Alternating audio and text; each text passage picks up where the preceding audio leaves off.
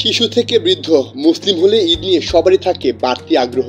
দরজায় কড়া নাড়া ঈদুল আজহা ঠিক কবে, এই নিয়ে উত্তর খুঁজছেন অনেকেই। কুরবানির গরু সহ নানা বিষয়ে ইতিমধ্যে শুরু হয়ে গেছে প্রস্তুতি। এবছর কবে হবে ঈদুল আজহা বা কুরবানির ঈদ, তা নিয়ে ভিন্ন ভিন্ন পূর্বাভাস দিয়েছেন সংযুক্ত আরব আমিরাত ও পাকিস্তানের জ্যোতির্বিদরা। তবে সেটি দ্বারা বাংলাদেশের ঈদের তারিখ নির্ধারণ হয় না।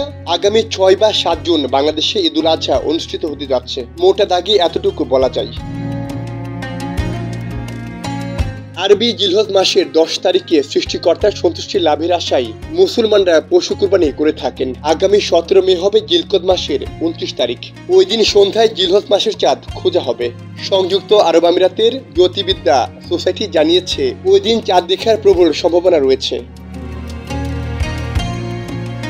তাই 28 মে জিলহজ মাস শুরু হলে 6 জুন শুক্রবার মধ্যপ্রাচ্যে ঈদুল আজহা উদযাপিত হতে পারে। সোসাইটির চেয়ারম্যান ইব্রাহিম আল জারুয়ান জানান, আগামী 27 মে সকাল 7টা 2 মিনিটে চাঁদ উঠবে এবং সূর্যাস্তের পর আরও 38 মিনিট আকাশে দৃশ্যমান থাকবে, যা চাঁদ দেখার জন্য পর্যাপ্ত সময়। অন্যদিকে পাকিস্তানের জ্যোতির্বিদ ও সৌরবিজ্ঞানী ডাক্তার ফাহিম হামসি জানিয়েছেন, 27 মে পাকিস্তানে নতুন চাঁদ দেখার সম্ভাবনা নেই, কারণ সে সময় চাঁদের বয়স হবে মাত্র 11 ঘন্টা। তবে 28 মে চাঁদের বয়স হবে 35 ঘন্টার বেশি, ফলে সেদিন চাঁদ দেখা যাবে বলে পূর্বাভাস দিয়েছেন তিনি। এই হিসেবে আগামী 29 মে পাকিস্তানের জিলহজ মাস শুরু হলে 7 জুন শনিবার ঈদুল আজহা উদযাপিত হওয়ার সম্ভাবনা সবচেয়ে বেশি। জ্যোতির্বিদরা আরো বলেন, যদি এই হিসাব ঠিক থাকে তবে 5 জুন হবে আরাফার দিন, যা হজের সবচেয়ে গুরুত্বপূর্ণ দিন।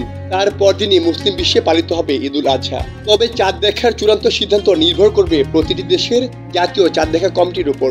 তাই ঈদের সঠিক দিন নিশ্চিত হতে আরো কয়েকদিন অপেক্ষা করতে হবে। সাইমুল হক খান, সময়ের আলো।